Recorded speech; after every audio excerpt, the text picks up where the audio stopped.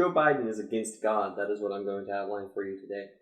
Hi everyone, my name is Corey Bortry. The reason I'm making this video is last week in Ohio, President Trump stated that among other things, Joe Biden is against God and has hurt God. Obviously, it goes without saying, the president meant that Joe Biden stands against what the Bible teaches and has hurt the Christian movement, which is true. Joe Biden has done that. Not that he physically harmed God, obviously. Here's the clip of the president in question. Destroy your Second Amendment. No religion, no anything. Hurt the Bible, hurt God. He's against God. He's against guns. He's against energy, our kind of energy. I don't think he's going to do too well in Ohio.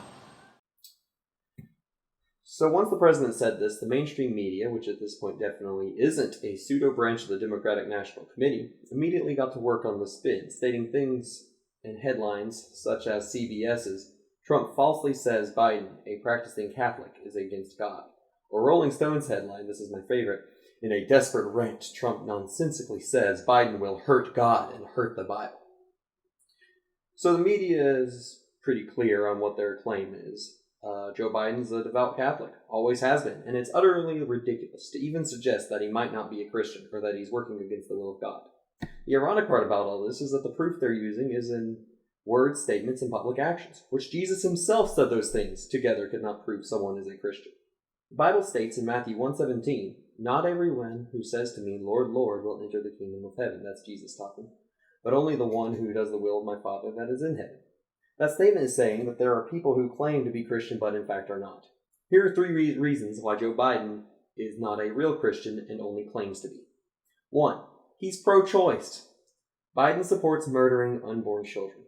Here's his own webpage showing his support for Roe v. Wade, the Supreme Court case that legalized abortion.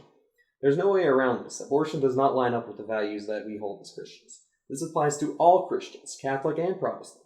There are some groups of people who identify as Christian that do claim abortions are not banned by the Bible. This is an incorrect belief. This video isn't about that, but let me know in the comments if you'd like me to make a video arguing about that.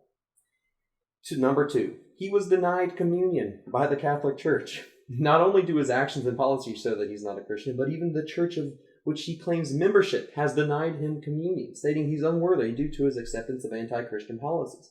While Protestants and Catholics may not agree on everything, they seem to agree that Joe Biden is not a real Christian. Number 3, Joe Biden's Democratic Party passed a resolution against Christianity.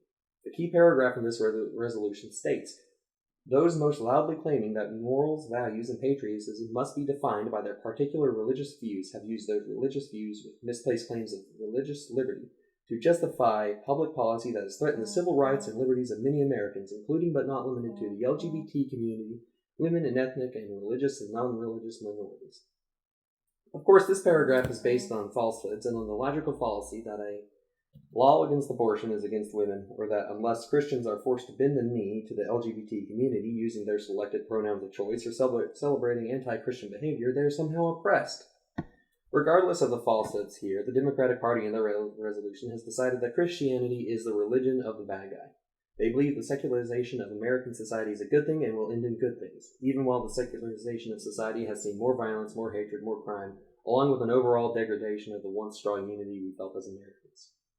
As a Christian, I can't see any way how the Democratic Party should have any true Christian voters. Certainly we are human, and nobody is perfect. You can support someone without believing everything they do is perfectly moral. But when one side supports the genocide of unborn babies, literally the most innocent of society, and one side does not, I defy you to look me in the eye and tell me that they are the same. One last verse on the subject, Isaiah chapter 5, verse 20. It says in the New International Version, "Woe to those who call evil good and good evil, who put darkness for light and light for darkness, who put bitter for sweet and sweet for bitter."